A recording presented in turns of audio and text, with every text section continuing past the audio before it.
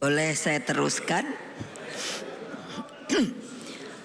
Beliau sosok yang saya sendiri tidak asing karena beliau pernah menjadi ketua anggota Dewan Pembina di Badan Pembinaan Ideologi Pancasila. Jadi saya sangat bisa mengerti dari cara berpikir, jalan pikirannya. Dan ketika beliau dipilih untuk menjadi Menko Polhukam, saya guyan sama beliau. Walah, saya ini dari presiden turun menjadi ketua Dewan Pembina Ideologi Pancasila. Tapi saya bilang pada beliau, tidak apa-apa karena itu ideologi Pancasila. Tapi Bapak langsung meroket menjadi anggota kabinet. Jadi tolong ingat Bapak, seorang sosok intelektual yang mumpuni, karena saya perhatikan pengetahuan beliau di masalah hukum sangat penuh dengan pengalaman dan pengetahuan. Sosok dengan pengalaman lengkap di lembaga legislatif, eksekutif, dan yudikatif. Lalu Prof. Mahmud juga dikenal rakyat sebagai pendekar hukum dan pembela wong cilik. Saya bilang sama beliau, ya ini hukum ini jangan terus semuanya pada bungkem ya. Saya bilang sama beliau, ya untuk apa ada aturan hukum kalau semuanya pada diam. Ayo Pak, kita ngomong Pak. Dulu saya rasanya merasa sepi sendiri, karena kalau saya ngomong, nah terus wartawan langsung bully. Nah sekarang ada Pak Mahfud nih, belain saya dah. Dan tentunya apa yang telah dikatakan, kita akan bersama menjadi partai berempat yang akan mengusung Pak Ganjar Pranowo dan Pak Mahfud untuk insya Allah dengan pertolongan dari Allah Subhanahu wa Ta'ala dan rakyat Indonesia, kemungkinan maka kedua beliau dapat dijadikan presiden dan wakil presiden.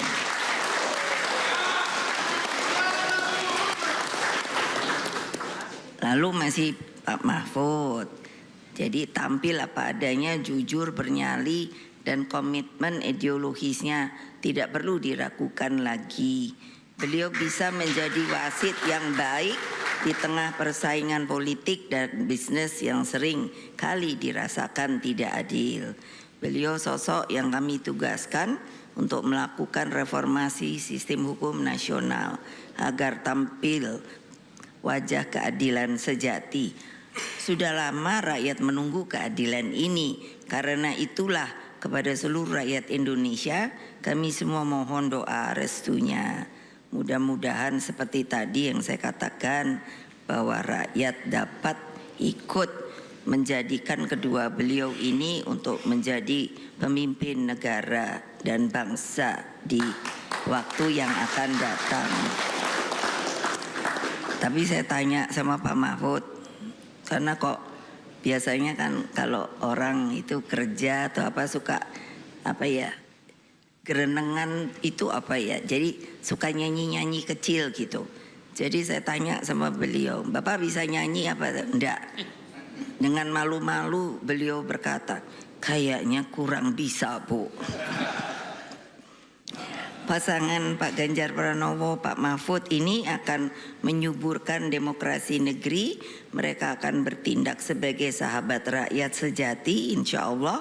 Mereka lahir, tumbuh, dan menjadi mumpuni karena doa penuh kasih dari ibu-ibu sejak berada dalam kandungan. Saya selalu kalau pidato sekarang saya janji sama ini, ayo Mbak Atika, untuk urusan perempuan, karena perempuan itu harus sama laki-laki, kodratnya beda. tetapi di dalam semua haknya harus sama. Kasih Ibu Pertiwi selalu mengharapkan yang terbaik bagi seluruh anak negeri. Kasih Ibu tidak pernah berkesudahan. Hanya memberi, tidak pernah harap kembali. Jadi selalu bagai matahari. Nah, ini yang menyinari dunia.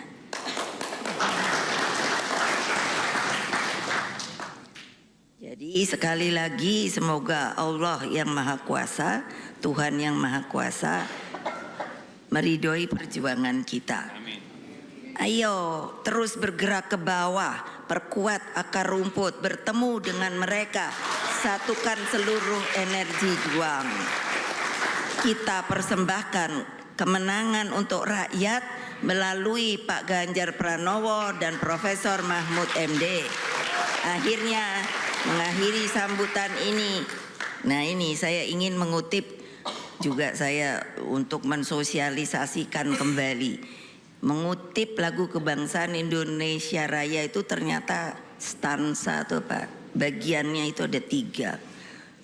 Saya akan mempopulerkan kembali, tapi acaranya kalau yang besar-besar.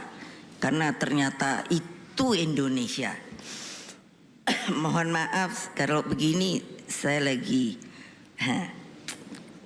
alerginya saya.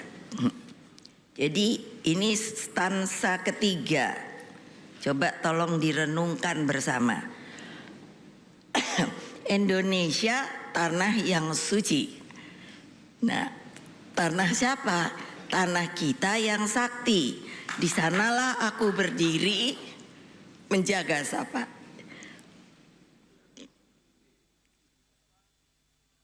Menjaga ibu sejati.